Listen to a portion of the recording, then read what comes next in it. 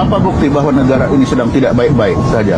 Saya 30 tahun di intelijen. Intelijen bilang menghancurkan negeri ini, hancurkan dari sistem hukumnya. Salah satu sistem hukum yang ada kita punya itu apa? Polisi. Memangnya polisi lagi baik-baik sekarang? Siapa yang bilang polisi baik-baik sekarang? Mulai dari kasus Sambo, kasus Minahasa, ini belum selesai, kasus Bodong belum selesai, muncul yang kemarin. Itu kalau dilihat dari ilmu gunung es, itu hanya sepertiga di permukaan, 2/3 pasti nggak benernya.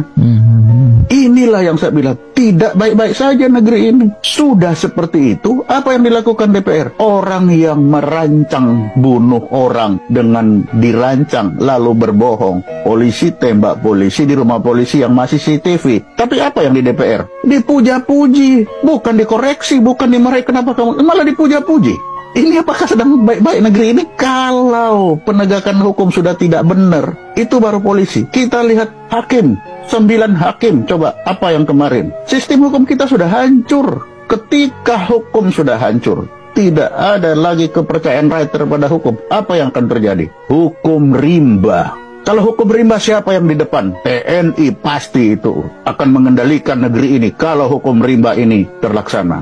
Ini, mari kita lihat di Papua. Berapa TNI mati di Papua karena linglung? Kenapa linglung? Dia berada di sana, tapi dia masih mikir undang-undangnya. Aduh, undang-undang bilang kita harus tunduk turun berdasarkan kebijakan dan keputusan politik negara. Orang yang harus mengambil keputusan tidak mengambil keputusan sampai hari ini. Katanya di sana KKB. Apa KKB? Kelompok kriminal bersenjata. Kriminal kok tiap hari bisa bunuh TNI? Apa kriminal? Nah, dia bilang kami ini Tentara Pembebasan Nasional Papua Barat. Itu sudah pengakuan lah. Kalau sudah Tentara Pembebasan Nasional Papua Barat, maka mereka itu sudah masuk pemberontak.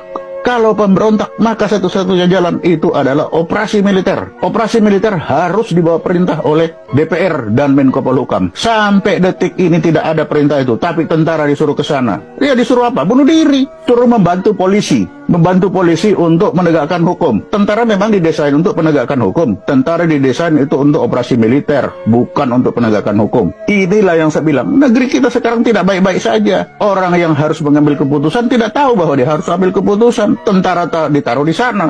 Sudah ditaruh di sana, ya coba. Baru tulisan saja sudah rame. Apalagi nanti dia bertindak. Ini yang bicara juga Anda pakai pikiran itu, coba. Coba dia suruh taruh di Papua.